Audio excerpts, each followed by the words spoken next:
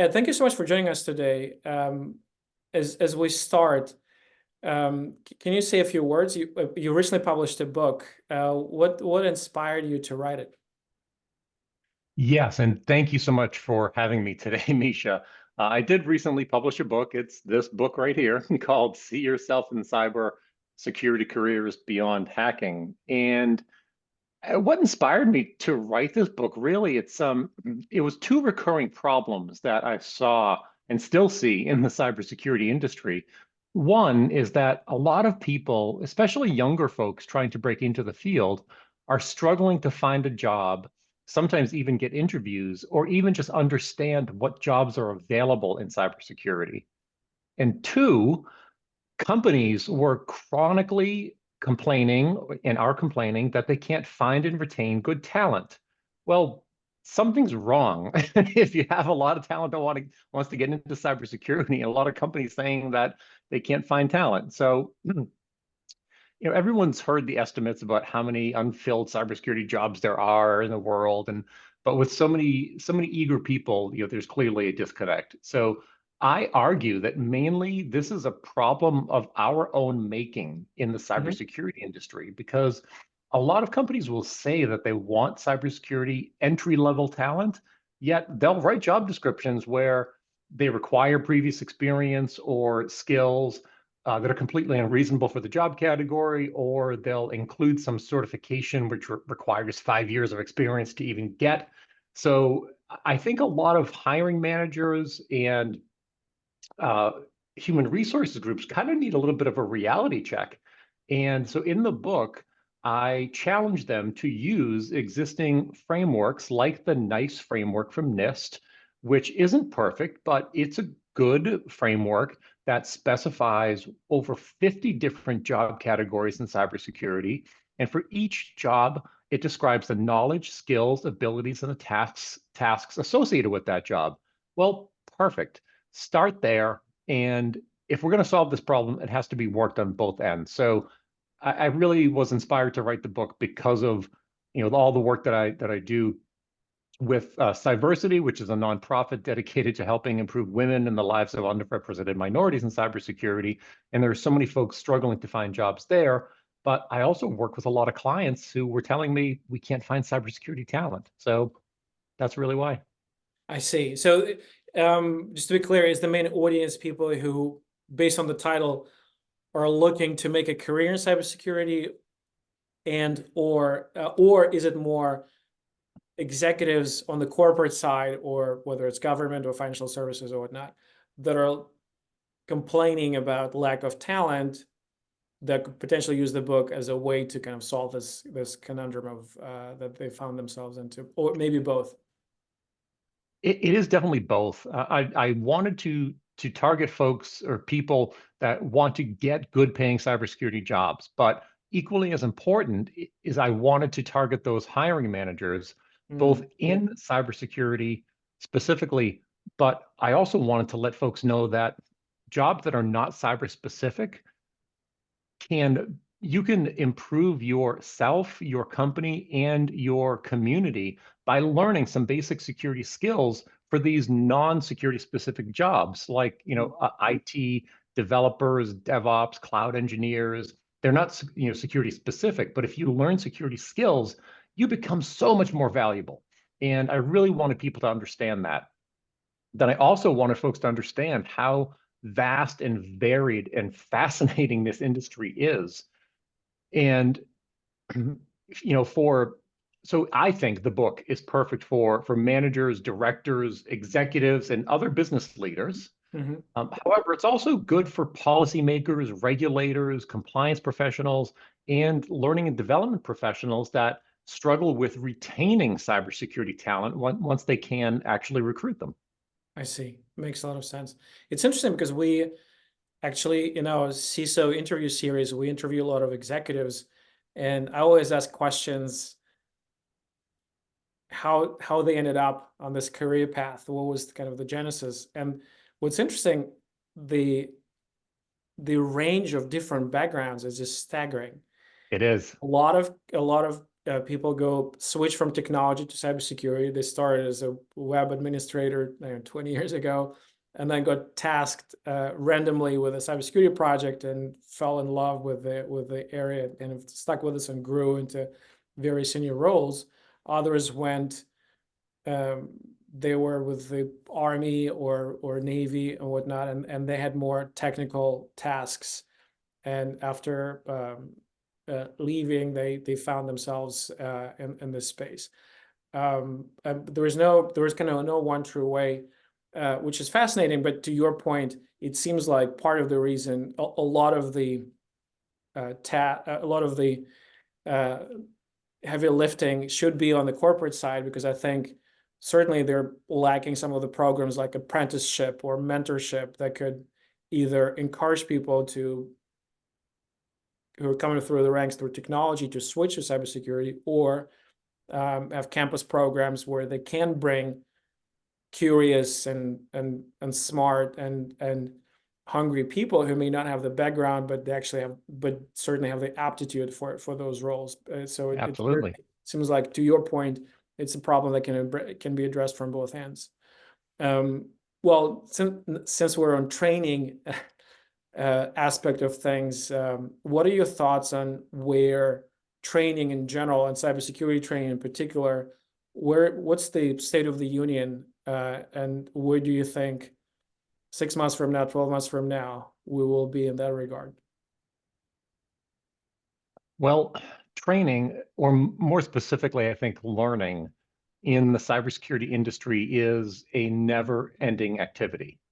The technology is constantly changing, the attack techniques are constantly changing, and even the technology that we build and the technology that we deploy with, they're both constantly changing. So it's a nonstop learning process.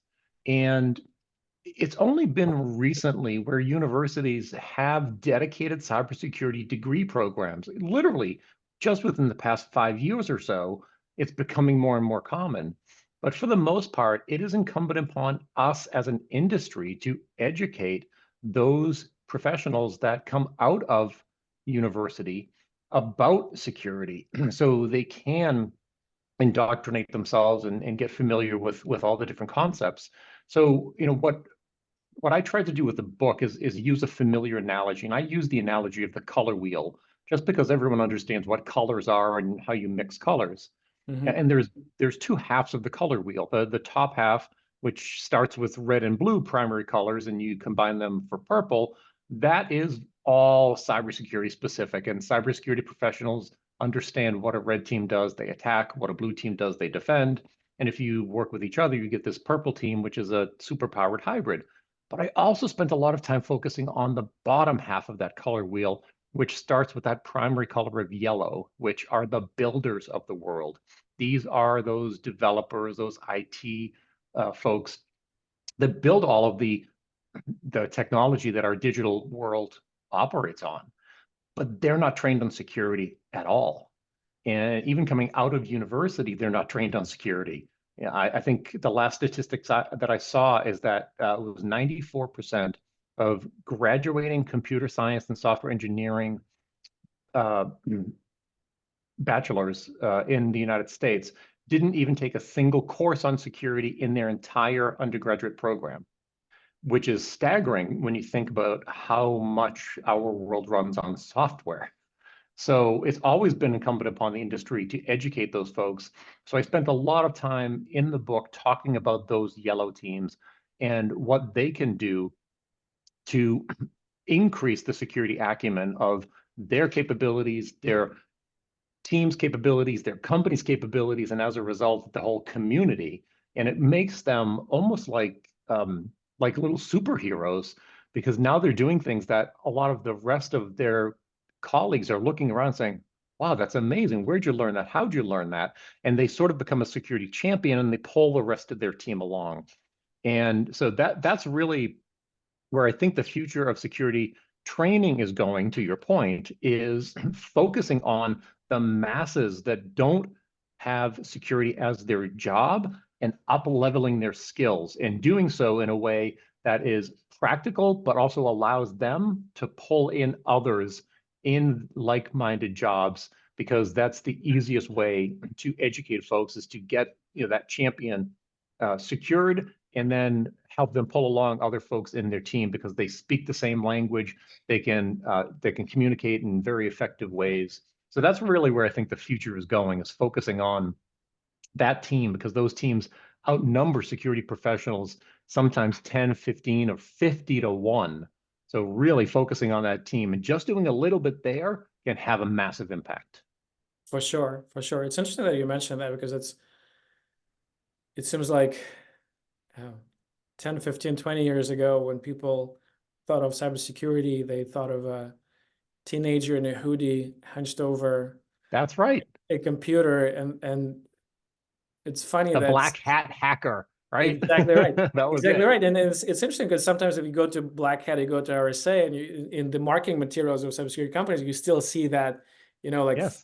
face obscured, writing code in mom's basement, most likely. But the reality is, it's no longer the case. It's the well-resourced APTs that are enterprise sized with vacation policies and performance plans, right? So it's Yes. staggering, which I think is probably the testament of to your point that technology is playing an incredibly larger role in our lives on a personal level, family level, corporate level, government level, that the surface area is just so vast and it's so impactful that it's cybersecurity is no longer optional. It's no longer nice to have. It's really uh, live or die kind of proposition, which kind of Hmm. goes back to your point as well, kind of involving not just cybersecurity team sprinkling pixie dust. It's really involving everyone, and not just technology, not just the yellow team, but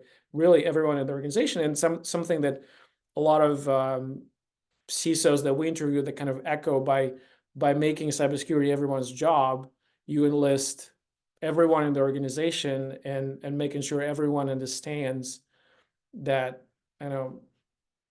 the ransomware attack may be the end of the business, or will significantly cripple the organization, and what steps needs to be taken to prevent that. Which I guess brings me to the next question, and again, to double click on the technology side. With some of the recent attacks, and some of them are AI driven, how do you think things will change in the training world, and how things will change from that perspective, given that the nature of the attacks and some of the social engineering exploits are ever changing, ever evolving, and more difficult to protect against? Well, AI is changing a lot. And one of the things that artificial intelligence is doing is making those attacks much more realistic and easy to automate. And that causes challenges. Now, I heard you say that CISOs have been talking for a long time about security is everybody's job. And that's a great concept. But I always find that it's a little bit hollow, because it's often lacking the important follow-up step, which is, okay, but how do I do it? What do I do? What steps do I take to make it everybody's job?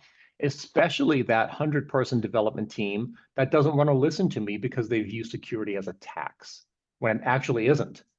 And so that's one thing that I cover in this book. And I'm also covering it in a series of presentations that I'm making at industry conferences, like data connectors in a few different cities, where we give very, very practical advice.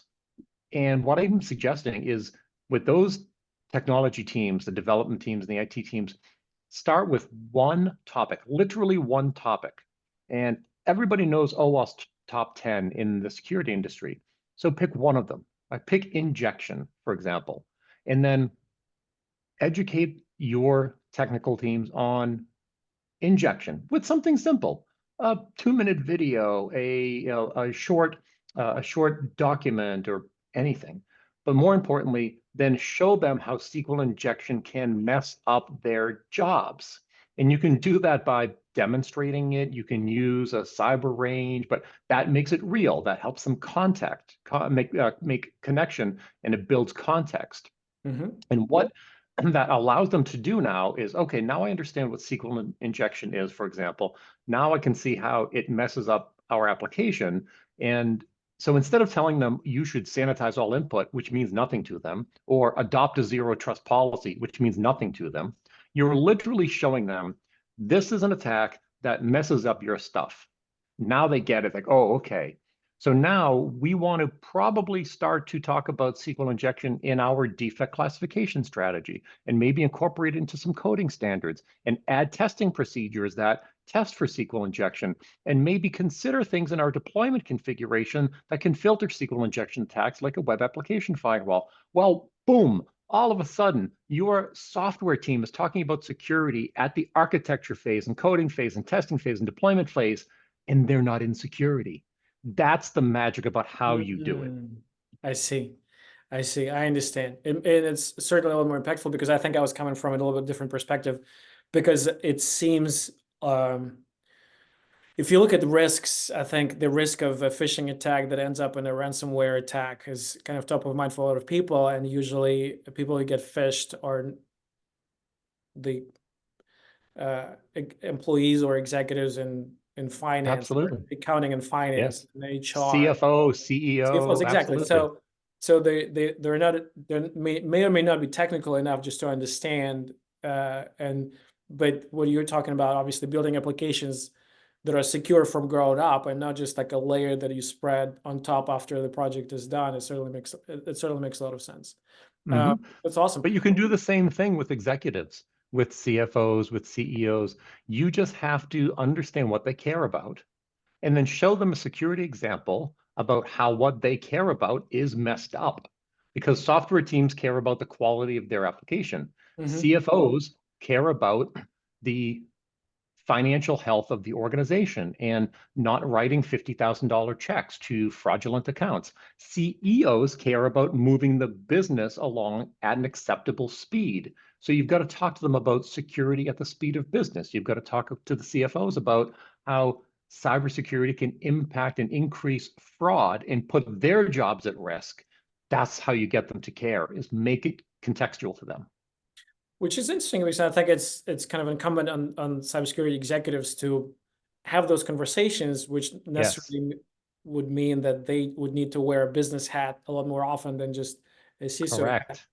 which I think where the industry is going. And coincidentally, I just had a conversation recently with an executive search organization that's placing CISOs, and they were saying mandates more and more frequently where CISOs are expected to interface with clients, meaning cybersecurity is part of the go-to-market motion, which first It time I is. heard this, but it seems like given how impactful cybersecurity is, making it not necessarily a revenue center, but making it part of the value that the organization provides to its customers, that's new. And I think it seems like that's where the industry is going.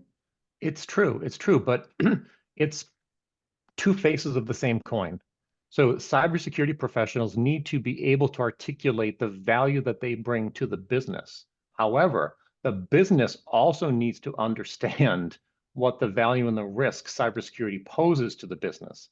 So you really do have to meet in the middle and have the conversation where both sides are opening up a little bit.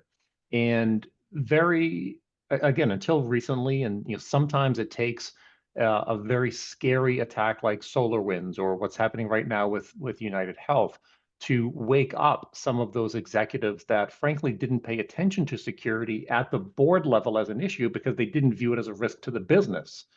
And so it really is, it's two faces of the same coin, but you have to have an open dialogue. And if the dialogue is not willing to be had, then you have to make a difficult choice about whether or not that organization is right for you and whether or not you're willing to put in the time and effort to try to change that culture. Certainly, which kind of also is a personal question for a lot of CISOs because they're now facing a little bit different environment with That's right.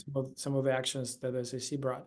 But kind of switching gears a little bit, I know we're coming up on time, and given that the book addresses needs and interests of two audiences, what are the 3 takeaways for either junior professionals trying to make a career, someone who is looking to make a career switch from technology to cybersecurity, someone who is in college figuring out what to do with the rest of their life? What would be your top 3 most important things to focus on? And in the same vein, for the organizations, whether on the cybersecurity executive level or even kind of the C-level business unit executives, what would be your advice to them based on what you've seen on 2 or 3 things they should focus on to address their talent needs and to set them up for success down the line? Okay. For those looking to get into cybersecurity, 1, you do not need to have a technical background to have an outstanding career in cybersecurity. 2, it's never too late or too early to start thinking about and getting into cybersecurity. You can transition as a mid-career professional, as a late career professional, or as entry level. And 3, the more varied your background, the more valuable you will be. And that's something I cannot overstress, because one challenge that we have in cybersecurity is over-reliance on technical folks. A lot of times they're white male technical folks that tend to think the same way and try to solve problems with technology. So varied background, don't have to be technical, and it's never too early or late to start.